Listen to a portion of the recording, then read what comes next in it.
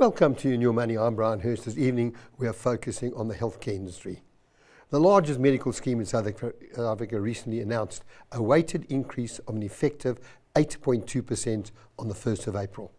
Quite a shock for many consumers already stretched with rising costs on housing bonds, motor car financing. And joining me this evening is my usual guest, Clayton Samsudin, Group CEO of Phoenix FSG. Clayton, good to have you on the program. Thanks for having me. Clayton, just unpack these increases, these interim, these deferred increases. I mean, I know that it's Discovery I'm referring to, and I'm sure many of the other medicals put up their rates at the end of last year. They spoke about 9.9, but only 9 months of the year to go. So the reason, far above inflation. I mean, they've always said we're always going to have to be 2 to 3% above inflation, but this time it does seem a little bit higher. Brian, I think, look, the first important consideration is that the increase is a deferred increase, not an interim increase. So simply that means it's an increase that should have taken place the 1st of January, and because it's only taking place in April, it's deferred. So the reason why that occurred is simply, again, because of the COVID claims and the fact that so many surpluses have been gained by the medical schemes. So what they've done is said, look, let's not increase it in January, let's increase it in April. So, but I think notably... But can I just stop you there? But didn't they do an increase in October? Correct. For 2022? Yeah. So was that also a deferred increase? That's correct, yeah. And then 5 months later, 6 months later, we've got another increase. Absolutely. So you had that deferment took place twice in 2022. So it should have occurred in April 2022. The surpluses were still material. It was then moved out to October, and of course now we have this particular increase. So I think what's notable here is for the first time we've seen the comprehensive plans take a higher increase of at least 2 percentage points higher than the lower plans. So when we say weighted, you have to then consider lower plans are 7.9%, the higher plans are 9.9%. So, you know, that does make a difference. And then, of course, when you weight that, you get to 8.2%. If you then say, well, so what would the weighted increase then be over 12 months, then it's actually 6.2%. So that's the real increase that has occurred. But as you just mentioned, Brian, that doesn't help much because prior in September, a member, let's say on Classic Comprehensive, would have paid around 6,309 Rand. And by April this year, that same member would be paying 7,400 and something. So it's about the 1,100 Rand in a few months. 20%. That's it. So it does hit the back pocket. Percentages sound like I'm explaining it to you, but that's... When you look at the actual Rand. That's correct, yeah. When you talk about surpluses, did they have more surpluses or less surpluses? So what had happened is that as you know, during COVID, medical scheme members didn't go for the electives and planned procedures and preventative screening and so forth. So this piled up a material amount of surpluses. The scheme can't give the surpluses back to members. So what schemes did then was said, look, the best way to try and help members is then to defer it for a few months. So in the case of Discovery last year, the surpluses were so material that they deferred it even to October. So in effect, you know, Discovery members had a significantly low increases in 2022. And of course in 2023, because they're now so on top of each other, it does pose a problem to members because they're feeling the two increases in a short space of time. Are there other medical aids who have implemented these deferred increases? Yeah, so look, I have to say it's very disruptive in the marketplace. So we have like Momentum has a deferred increase for 1 April. And again, that's 8.5%. But I need to point out to you, why does this become such an issue? It's simply because Discovery has probably around 60% of the market. So if 60% of the market has a deferred increase now, it is an impact. Bonitas, on the other hand, they had similarly deferred the increase to 1 March. And they, if you do the same calculation, it's around 4.4 weighted increase. So there is significant differences. I mean, if we look at, 6.2 6.4, 4.4. There are differences in those increases over time. And Clayton, other benefits, co-payments and a combination of benefits you were getting separately now lumped together, any of that happened in? So increases is one thing, Yeah. but if you're paying co-payments and everything else is elsewhere has gone up, that could cost the member, you know, in terms of savings, in terms of the gap where they're responsible. So interestingly enough, what has happened in all the cases that we discussed now is that the members' benefits, meaning the inflationary increases in benefits, had already occurred in 1 January. So they kind of benefited for 3 months of the year with a higher benefit structure, but only started paying the contributions in April. That's what a deferred means. But to your point, things like deductibles, co-payments, self-payment gaps, all those things have increased already, adjusted in January. So that means we typically see almost just a little bit above average increase in co-payments, deductibles, sublimits, and that's the reason why, again, why gap cover is so important, because of the transfer of risk from the scheme to the gap cover.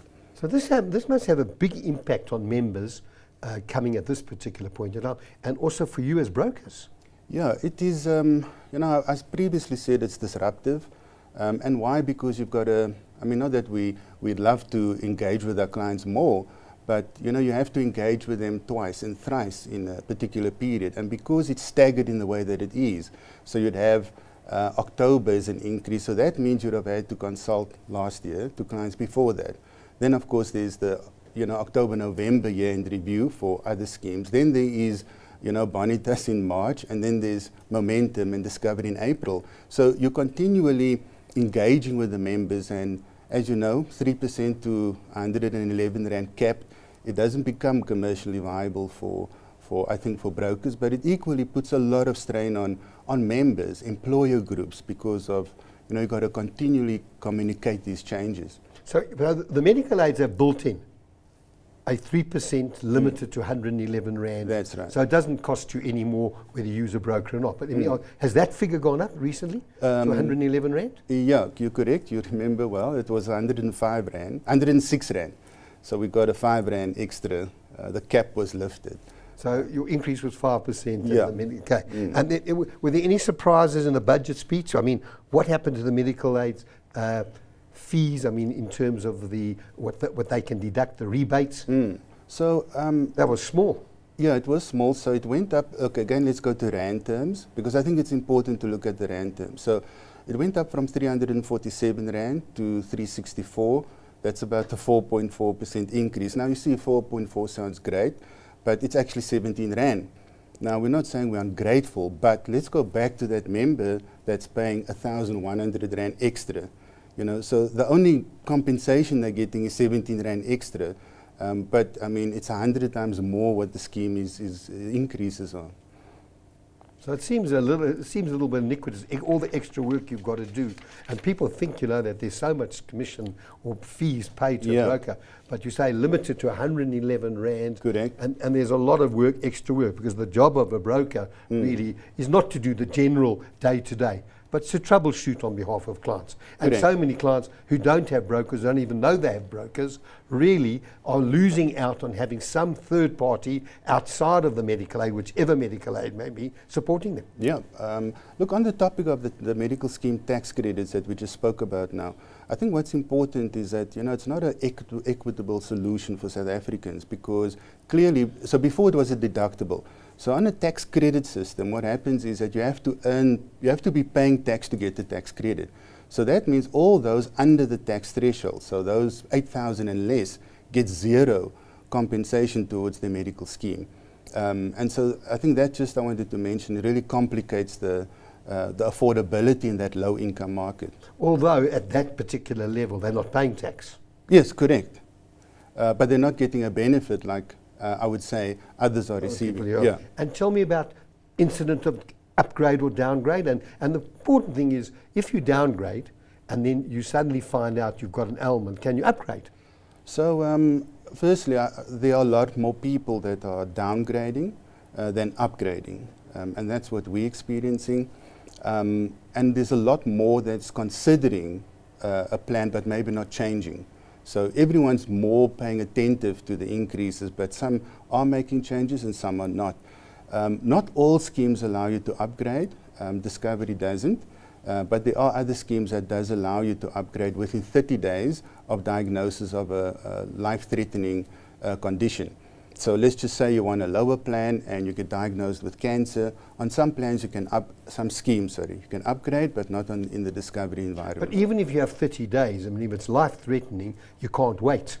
Whereas, I mean, if you've got to have a shoulder done or knee replaced, I mean, that you can delay. You can put it for 2 or 3 months. So if a member upgrades and then only has the knee, is aware that they have a knee operation due, or a shoulder, whatever the case may be, and they upgrade now, and then 3 months later they have that claim, with the medical aid pay for it. Yeah. There wouldn't be a waiting period, or it wouldn't fall into anything like that. Yeah. So let's just use an example. It's not all negative. I mean, there's some positive. Let's say you could find some members that between January to now had experienced, in the discovery example, let's just say they would have experienced a change in health condition.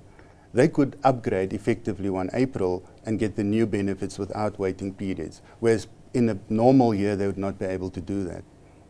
Clayton, just to understand this downgrade and upgrade, I mean, people think that you can take a downgrade and buy gap cover. And let's clearly make the point, a downgrade and gap cover doesn't equal a full comprehensive medical aid. Absolutely correct. But again, we need to understand what downgrade is occurring.